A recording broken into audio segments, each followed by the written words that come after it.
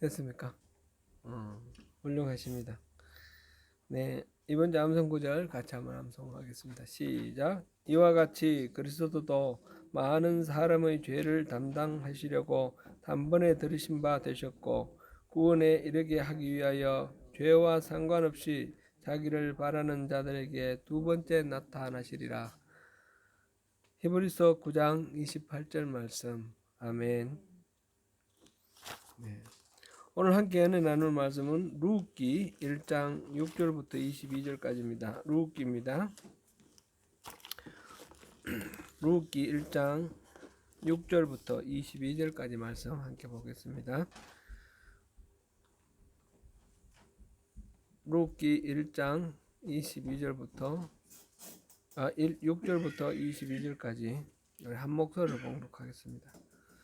시작. 그 여인이 모압 지방에서 여호와께서 자기 백성을 돌보시사 그들에게 양식을 주셨다 함을 듣고 이에 두 며느리와 함께 일어나 모압 지방에서 돌아오려 하여 있던 곳에서 나오고 두 며느리도 그와 함께하여 유다 땅으로 돌아오려고 길을 가다가 나오미가 두 며느리에게 이르되 너희는 각기 너희 어머니의 집으로 돌아가라.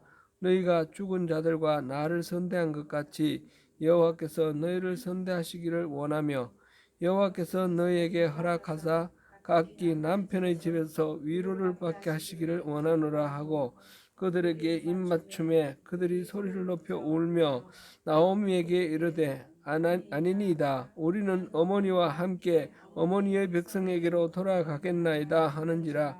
나오미가 이르되 내 딸들아 돌아가라. 너희가 어찌 나와 함께 가려느냐. 내 태중에 너희의 남편들 아들들이 아직 있느냐. 내 딸들아 되돌아가라. 나는 늙었으니 남편을 두지 못할지라. 가령 내가 소망이 있다고 말한다든지 오늘 밤에 남편을 두어 아들들을 낳는다 하더라도 너희가 어찌 그들이 자라기를 기다리겠으며 어찌 남편 없이 지내겠다고 결심하겠느냐. 내 딸들아 그렇지 아니하니라. 여호와의 손이 나를 치셨으므로 나는 너희로 말미암아 더욱 마음이 아프도다 하매 그들이 소리를 높여 다시 울더니 오르바는 그의 시어머니에게 입맞추되 룻은 그를 붙쫓았더라. 나오미가 또 이르되 보라 내 동서는 그의 백성과 그의 신들에게로 돌아가나니 너도 너희 동서를 따라 돌아가라 하니 룻이 이르되 내게 어머니를 떠나며 어머니를 따르지 말고 돌아가라 강권하지 마옵소서. 어머니께서 가시는 곳에 나도 가고 어머니께서 머무시는 곳에서 나도 머물겠나이다. 어머니의 백성이 나의 백성이 되고 어머니의 하나님이 나의 하나님이 되시리니 어머니께서 죽으시는 곳에서 나도 죽어 거기 묻힐 것이라. 만일 내가 죽는 일 외에 어머니를 떠나면 여호와께서 내게 벌을 내리시고 더 내리시기를 원하나이다 하는지라. 나오미가 룻이 자기와 함께 가기로 굳게 결심함을 보고 그에게 말하기를 그치니라. 이에 그 두 사람이 베들레헴까지 갔더라. 베들레헴에 이를 때에 온 성읍이 그들로 말미암아 떠들며 이르기를 이가 나오미냐 하는지라. 나오미가 그들에게 이르되 나를 나오미라 부르지 말고 나를 마라라 부르라. 이는 전능자가 나를 심히 괴롭게 하셨습니다. 내가 풍족하게 나갔더니 여호와께서 내게 비어 돌아오게 하셨느니라.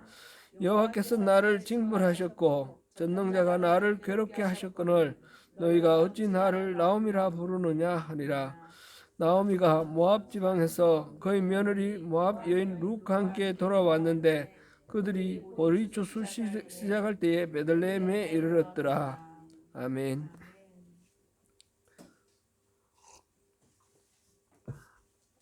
다시 한번 잠깐 기도하겠습니다.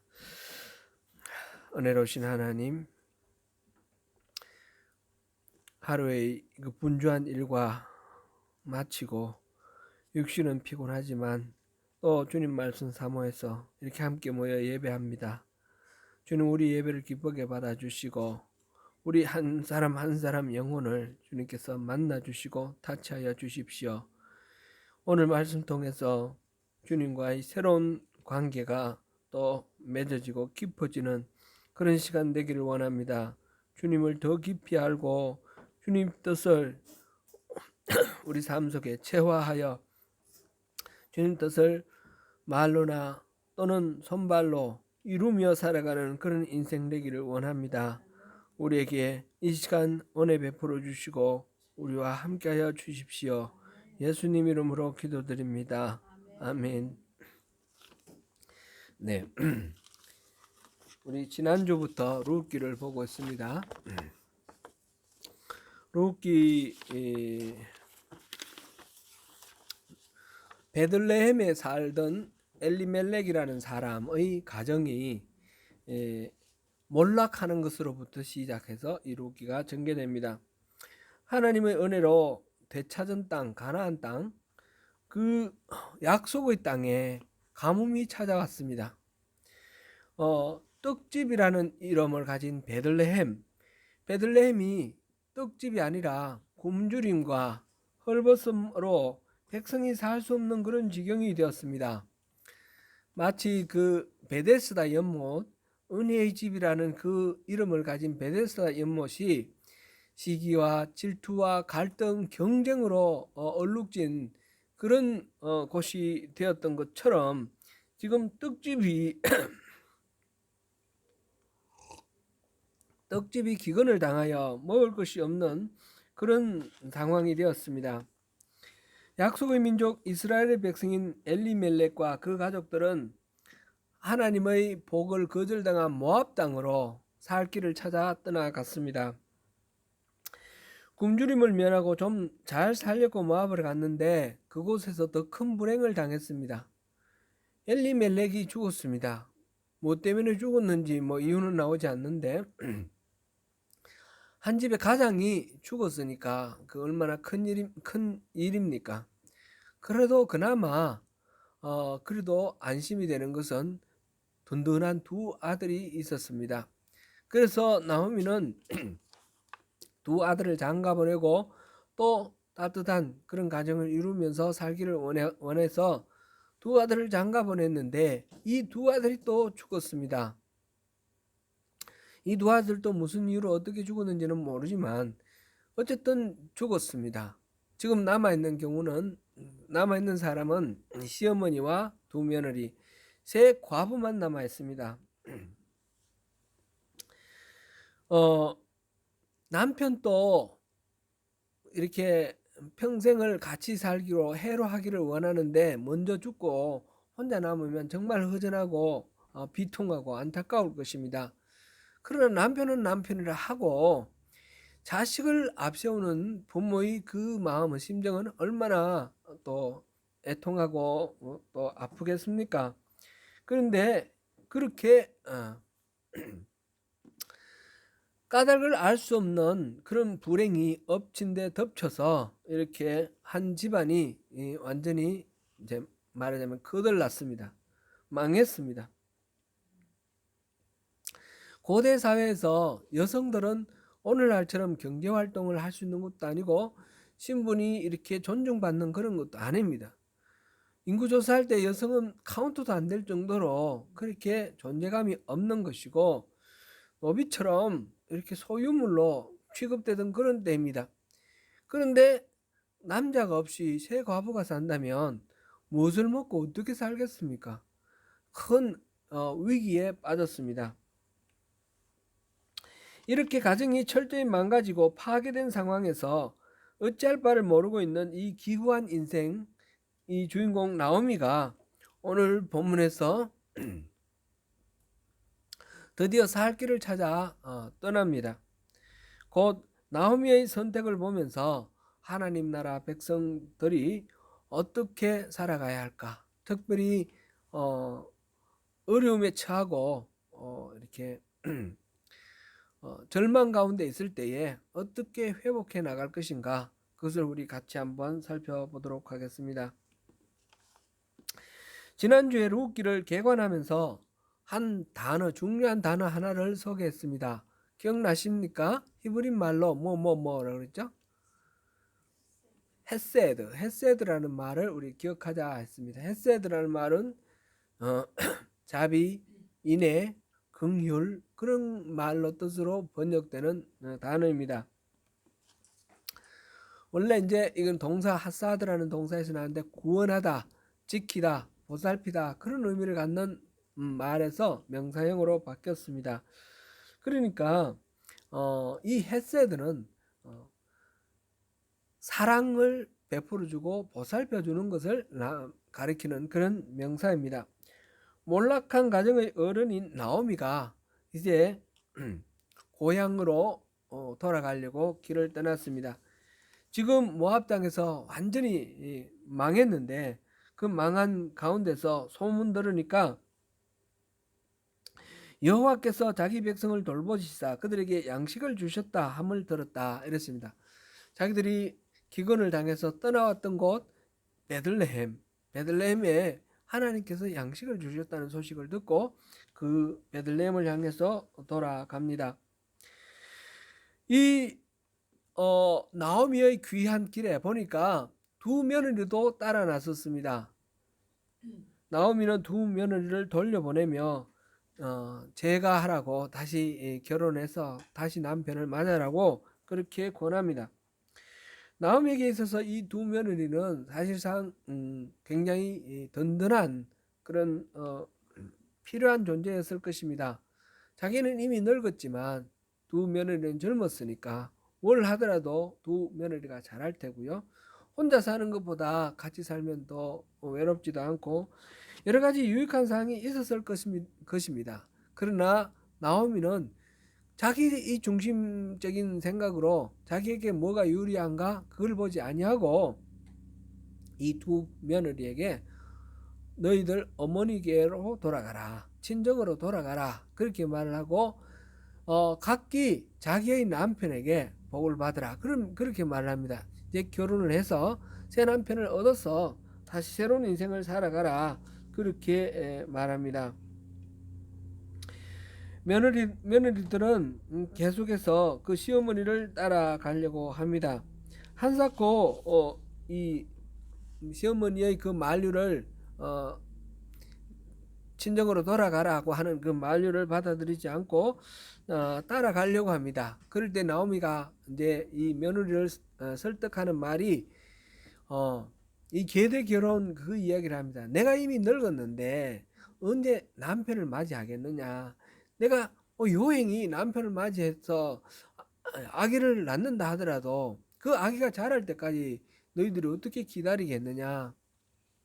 그러니까 그런 거는 가능성도 없는 일이니까 떠나가라 그렇게 이제 이야기를 합니다. 세 가족은 함께 부둥켜 안고 울면서 돌아가라 라고 말하는 시어머니와 우리 함께 가겠습니다 가라 하지 마세요 라고 말하는 두 며느리가 서로 부둥켜 안고 애통하면서 웁니다. 그러다가 옥신각신 하다가 한 며느리 오로바는 이제 드디어 울며 돌아갔습니다.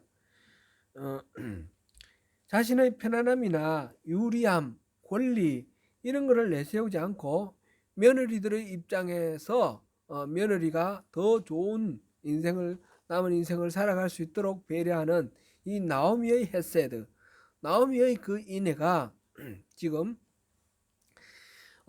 회복을 위해서 돌아가는 나오미의 첫 발걸음 속에서 이게 드러나고 있음을 우리가 먼저 살펴볼 수 있습니다.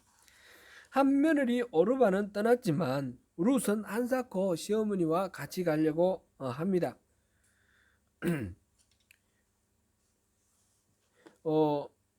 16절을 한번 보겠습니다. 16절 룻이 이르되 내게 어머니를 떠나며 어머니를 따르지 말고 돌아가라 강권하지 마옵소서. 어머니께서 가시는 곳에 나도 가고 어머니께서 머무시는 곳에서 나도 머물겠나이다. 어머니의 백성이 나의 백성이 되고 어머니의 하나님이 나의 하나님이 되시리니. 이렇게 어머니와 늘 함께 하겠다, 동고동락하겠다 그렇게 말합니다. 이어서 17절에 어머니께서 죽으시는 곳에서 나도 죽어 거기 묻힐 것이라 그렇게 말하면서 내가 죽는 일 외에 어머니를 떠나며 하나님이 반드시 나에게 벌을 내리실 것입니다. 그렇게 하나님의 벌을 들면서 맹세를 하면서 확실하게 시어머니 곁에 남겠다는 의사를 표시를 합니다. 이것은 또한 룻의 헤세드입니다. 룻은 자기가 일신으로 편안한 것을 찾지 아니하고 어머니의 처지를 상황을 살펴봅니다. 그 늙은 이 시어머니가 지금 혼자 돌아가면 어떻게 살 것인가, 기운도 없고 외롭고, 생각해보니까 자기가 같이 가서 같이 있어줘야 되겠다라는 그런 마음이 드는 거죠. 이 헤세드, 필요와 어떤 니드가 있는 곳에 그것을 채워주고 싶어하는 그런 자비의 마음, 긍휼의 마음, 이것이 바로 헤세드입니다. 지금 나오미의 헤세드와 루스의 헤세드가 먼저 이렇게 나와 있습니다. 사실 뭐 여기에 많은 부분이 생략되어 있겠지만 룻이 시어머니를 따르고자 할 때는 그만한 또 이유는 있겠죠.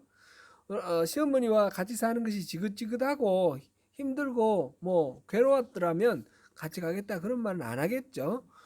나오미가 그만큼 룻을 또 이렇게 마음으로 감동할 수 있도록 사랑으로 딸처럼 그렇게 보살폈고 사랑으로 이렇게 섬겼다라는 것을 우리가 짐작은 할 수 있습니다.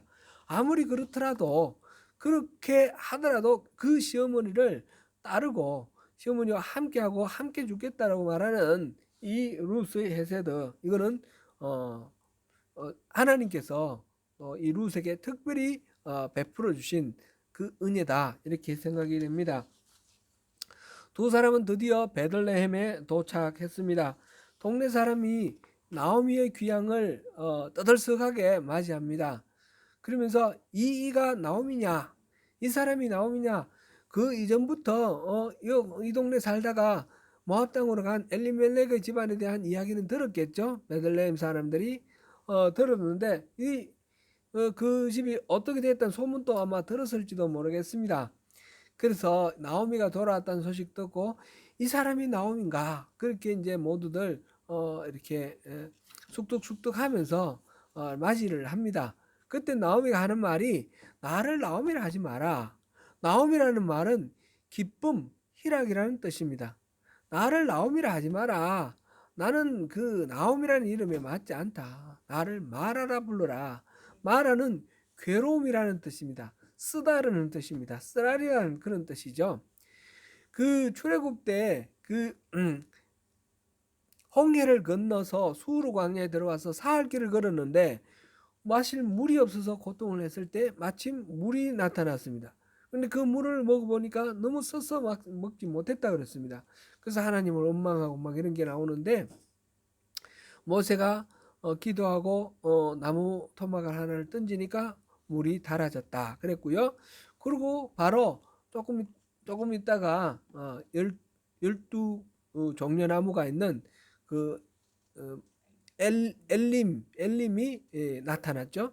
그러니까 그 마라, 그 쓴 물, 고통스러운 물, 그 마라라는 말을 지금 나오미가 자기의 이름을 마라라고 불러달라, 그렇게 말을 합니다.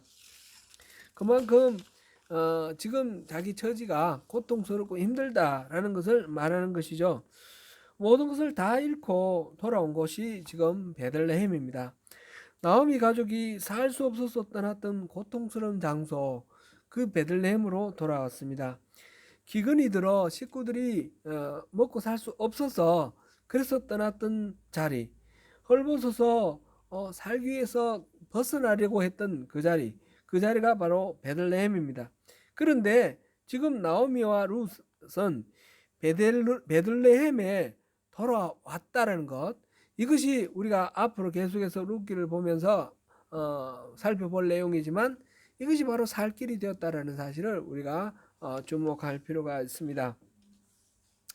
망가진 인생이 회복하기 위해서 우리가 내디뎌야 할 첫 번째 발걸음, 망가진 인생, 고통에 빠진 인생, 절망에 빠진 인생이 회복되려면 맨 먼저 내디뎌야 할 그 첫 걸음은 다름 아니라 어긋나기 시작한 그 자리를 향해서 걸어가는 것입니다. 그래서 어그러진 길로 가지 않도록 바른 길을 제시해 줘야 합니다. 비록 그 자리가 분명히 고통의 자리였고 떠날 만한 충분한 이유가 있어서 떠난 자리라 할지라도 그곳으로 돌아가야지 살 길이 있습니다. 우리가 잘 아는 누가복음 15장 11절 이하에 돌아온 탕자 이야기가 있습니다. 아버지에게 두 아들이 있었는데 둘째 아들이 아버지에게 유산을 나눠달라 그렇게 말을 했습니다. 살아계신 아버지에게 유산을 나눠달라는 것은 참 지극히 불효스러운 그런 이야기입니다. 막말이죠. 빨리 죽으라는 얘기나 마찬가지인데, 그런데 아버지는 그 말을 듣고 그 아들에게 유산을 나눠줬습니다. 이 아들은 그것을 들고 나가서 허랑방탕하게 써버렸습니다.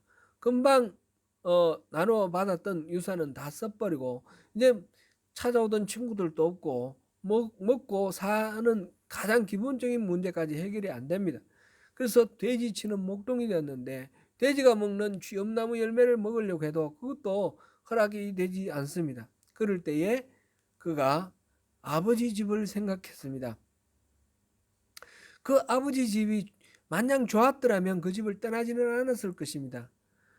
유산을 나눠달라고 말하고 집을 박차고 떠날 만큼 그 집은, 그 아버지 집은 이 둘째 아들에게는 지긋지긋하고 떠나고 싶은 그런 자리였을 것입니다. 그런데 이 절망의 상황 속에서 그가 회복되기 위해서 떠올린 자리는 바로 그 아버지의 집이었다는 사실입니다. 결국 그곳으로 돌아왔을 때 아버지가 모든 것들을 회복시켜 주셨습니다. 출발점은 사실 그다지 그리운 곳이 아니고 고통의 지점이지만 떠나고 싶었던 곳이지만 그곳에 답이 있었다는 것을 볼 수 있습니다. 나오미가 지금 고향으로 돌아가는 일도 마찬가지입니다. 이 고향 베들레헴으로 돌아가는 것, 이건 떠날 만한 이유가 있었을 것입니다. 단순히 기근이 문제가 아니고 온 집안이 이주를 해야 되겠다 싶을 정도로 어떤 이유들이 있었을 것입니다. 근데 그곳으로 돌아간다라는 것은 여간 어려운 결단이 아닙니다. 잘 돼서 돌아가면 금이 환장하면 좋겠지만 완전 망해가지고 돌아가고 그 신랑도 죽었고 자식도 죽었고 그런 상태에서 돌아가면 동네 사람들이 얼마나 수군거리고 얼마나 이렇게 얕잡아 보면서 경멸하겠습니까? 자존심이 완전 바닥이 날 것입니다. 그런데 나오미가 선택한 것은 모르는 곳에 가서 사는 것이 아니라 세상 사람 다 아는 그곳, 자기의 원래의 자리로 돌아가는 그 길을 선택을 했습니다. 나오미가 고향 베들레헴으로 돌아가기로 결단한 그 배경에는 모압에서 일어난 이 일에서 하나님의 뜻을 찾으려고 했던 그 마음이 있었습니다.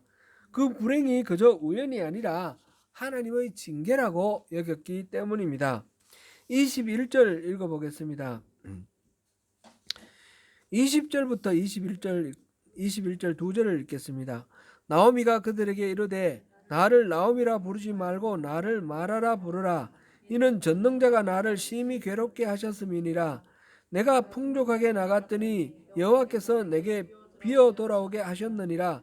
여호와께서 나를 징벌하셨고 전능자가 나를 괴롭게 하셨거늘 너희가 어찌 나를 나오미라 부르느냐 하니라. 아멘. 지금 자기가 겪고 있는 이 고통은 우연히 있는 그런 고통이 아니라 전능자 여호와가 나를 괴롭게 하는 것이다 이렇게 말을 하고 있습니다. 실질적으로 하나님이 괴롭게 하셔서 징벌해서 그런 것이 아닐 수도 있습니다. 우리의 판단은 잘못될 수도 있습니다. 그러나 이것을 징벌로 받아들일 때에 어떤 의미가 있는가 우리가 볼 수 있습니다. 나오미는 이 자기가 겪고 있는 이 고통의 원인을 우연이나 재수 없었으나 그런 것이 아니라 하나님이 징벌하셨다라고 그렇게 생각합니다. 이것이 맞는 말일 수도 있고 아닐 수도 있지만 어쨌든 이러한 나오미의 태도가 결국 하나님의 헤세드를 덧입어서 회복될 수 있는 첫걸음이 되었습니다. 완전 빈털터리가 되어 돌아왔는데 나갈 때는 풍족하게 나갔다 그랬습니다. 기근이 들어서 먹을 것이 없어 나갔지만 그래도 뭔가 준비해서 같이 들고 나갈 만한 그런 거리는 있었습니다. 이민을 모압 땅으로 가서 정착해서 뭐 또 집을 사고 거기에 토지를 사고 뭐 할 만한 그런 거리들이 있었던 것이죠. 그랬는데 지금은 어떻습니까? 완전 빈털터리가 되어 돌아온 것입니다. 풍족하게 나갔다가 지금 비어서 돌아왔다. 그렇게 말을 하고 있습니다. 그 원인이 바로 하나님의 징벌이다. 재산만 잃어버려서 모르겠는데 남편도 잃었고 두 아들도 잃었습니다. 이거는 정말 이루 말할 수 없는 정말 하늘이 무너지는 것 같은 그런 절망이죠. 베들레헴이 기근을 당했다면 그 하나님이 만약 징벌로 베들레헴에 기근이 있게 하셨다면 그랬으면 어떻게 반응했어야 할까요? 거기에서 하나님의 뜻을 묻고 회개하고 돌이켜야 했을 것입니다. 그런데 그 기근을 피하여 모압 땅으로 갔습니다. 그랬는데 모압 땅에서 다시 망했습니다. 그제서야 이 나오미는 이게 우연히 일어난 일이 아니구나. 이거는 징계구나. 이렇게 생각을 했습니다. 하나님의 징계는 항상 그렇습니다. 하나님의 징벌은 완전히 망하라고 징계하시는 것이 아니라 깨우치고 되돌리라고 하시는 징계입니다. 히브리서 12장 5절 이하에 하나님의 징계가 기록되어 있습니다. 하나님은 사랑하는 자에게 아버지가 사랑하는 자식에게 징계를 하는 것처럼 하나님은 사랑하는 자에게 징계를 한다 하셨습니다. 아버지가 자식이 잘못되는데도 그대로 내버려 둔다는 것은 그는 친자식이 아니다. 의붓 자식이다. 그렇게까지 말을 합니다. 그렇게 우리 인생에 어려움이 있는 것은 그것을 통해서 우리가 뭔가 깨닫고 되돌리라는 뜻이다. 이렇게 말하는 것입니다. 이 징계라는 것이 영어 번역에서 보면 디시플린이라는 말이 되어 있죠. 제자를 훈련하는 거. 디사이플이 제자들 아닙니까? 제자 아닙니까? 디시플린, 제자로 양육하는 거. 그러니까 징계라는 거는 하나님이 훈련시키는 것이다 하는 것이라는 거죠. 이 하나님의 성품에 대해서 우리가 잘 안다 그러면 이 문제들을 쉽게 이해할 수 있습니다. 하나님은 전지하시고 하나님은 전능하시고 하나님은 본성이 사랑이십니다. 우리가 겪고 있는 이 어려움을 하나님은 전지하시기 때문에 다 알고 계십니다. 하나님이 몰라서 실수로 이런 일이 빚어지게 내버려 두시는 것이 아니라는 것이죠.